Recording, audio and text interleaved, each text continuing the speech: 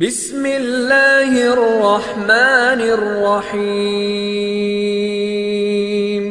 अखबार में ॿिए ॾींहुं टे ॾींहं कालम लिखंदो रहंदो आहे।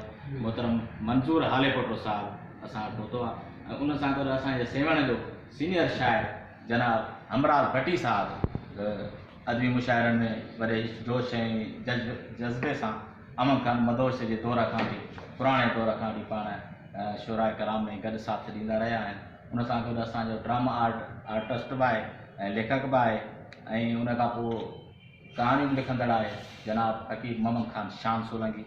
ऐं मुंहिंजे हिन हक़ ते असांजो सीनियर सेवण जो बुज़ुर्ग असांजो मोहसिन सिंधी अदबी संगत जो हिकु मुतहरिक किरदारु पाण बीमारी हूंदे बि हिन हालत में कुझु ॾींहं अॻु में अस्पताल में दाख़िल हो। असां पोस्ट बि रखी हुई ऐं साईं तमामु हिकु मोहबती माण्हू 6-7 किताबनि जो लेखक नामवर महक़क़ मोहतरम जनाब खेमन बुरड़ो साहिबु असां वटि साईं जन आहे। उन खां पोइ साईं रजब बुगियो पाण बाज़ारनि सां राज पज़ीर आहे।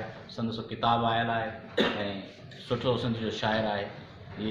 इहो मुख़्तसिर तारफ़ हुयो जेको मूं तव्हां दोस्तनि जे अॻियां पेश कयो। हाल हक़ीक़त इहा ई त सिंधी अदबी संगत जॾहिं हाणे आउं सेक्रेटरी चूंडियो आहियां वक़्तु बे वक़्तु थोरा घणा के नंढा के वॾा प्रोग्राम या एक्टिविटी कंदा रहिया आहियूं। अयूब उमरानी मरहूम असांजो दोस्त गुज़ारियो उन हवाले सां प्रोग्राम कयो।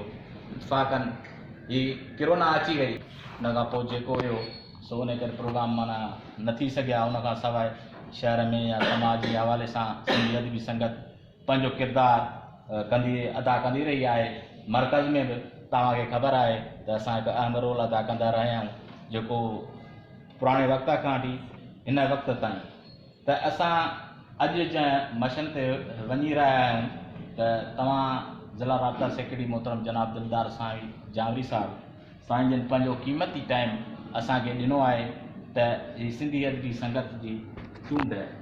सिंधी अदबी संगत जे आइन में लिखियलु आहे त डिसंबर में तव्हां हर साल शाख जी पंहिंजी चूंड कराईंदो।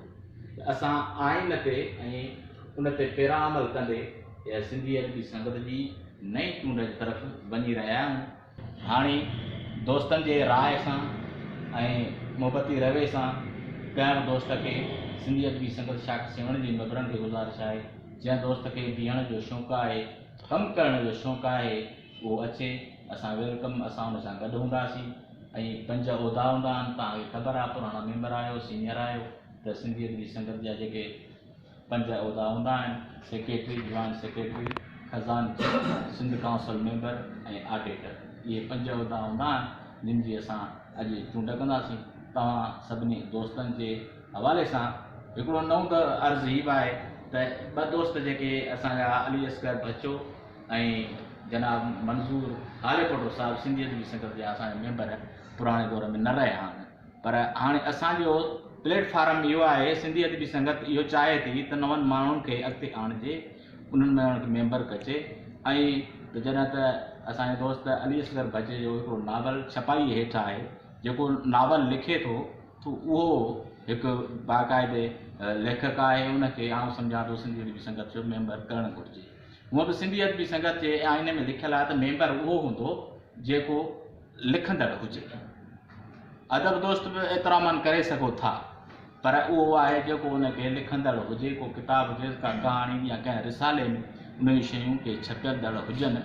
उन करे हिन वक़्त ताईं असां हरू भरू सिंधी अदबी संगत शाख में ॿाहिरियां माण्हू या अहिड़ा अवाइड क़िस्म जा माण्हू हिन महिल ताईं न भर्ती कया आहिनि न ई असां वटि शोर शराबो रहियो आहे। असांजा सीनियर वेठा आहिनि उन्हनि खे ख़बर आहे त असां उन माण्हू खे मेंबर कंदा आहियूं जेको हिकिड़ो अदब जे हवाले सां पंहिंजी हिकिड़ो सुञाणप रखंदो हुजे या नई टईअ में हुजे लिखंदो हुजे रहनुमाई कंदासीं उनखे आणींदासीं।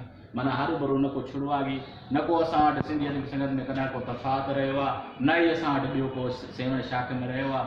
असां भागवंद रहिया आहियूं जो सीनियरनि ऐं जूनियरनि जो मुहबतूं हमेशह सिंधी अदबी संगत शाख सां गॾु रहियूं आहिनि ऐं उहे मुहबतूं ई हमेशह असांखे मींदे सिंध ताईं सुञाणप ॾींदियूं रहियूं आहिनि त उहा सिंधी अदबी संगत शाख सेवण हिकु मुतहरिक शाख आहे ऐं उन्हनि में के बि तफ़ावत के बि बिगाड़ न आहिनि। हू हर वक़्तु हर साल या हर महीने पंहिंजे हवाले सां एक्टिविटी कल्चर डिपार्टमेंट हवाले सां अदबी कॉन्फ्रेंस हुजे या ॿिया के इवेंट हुजनि उन में पंहिंजो भरपूर किरदारु अदा कंदी रहंदी आहे। हाणे पंहिंजा जेके दोस्त आहिनि साईं खीरवंदर साहिबु, साईं रजू साहिबु, साईं फ़कीर मोहम्मद शाह, साईं हमराज भट्टी साहिबु, जेके दोस्त सेक्रेटरी लाइ या कंहिं उहिदे लाइ जेके हुजनि पंहिंजो इज़हार कनि त तमामु बहितरु थींदो। ऐं हिकिड़ो बहितरीनु साईं असांजो जिला राबता सेक्रेटरी जाम शुरू मां आयो आहे, हू जेका बि लिखत थींदी रिपोर्ट थींदी उहा लिखी उते जमा कराईंदो, अख़बार में उहा ईंदी, सभु कुझु उहा ई थींदी।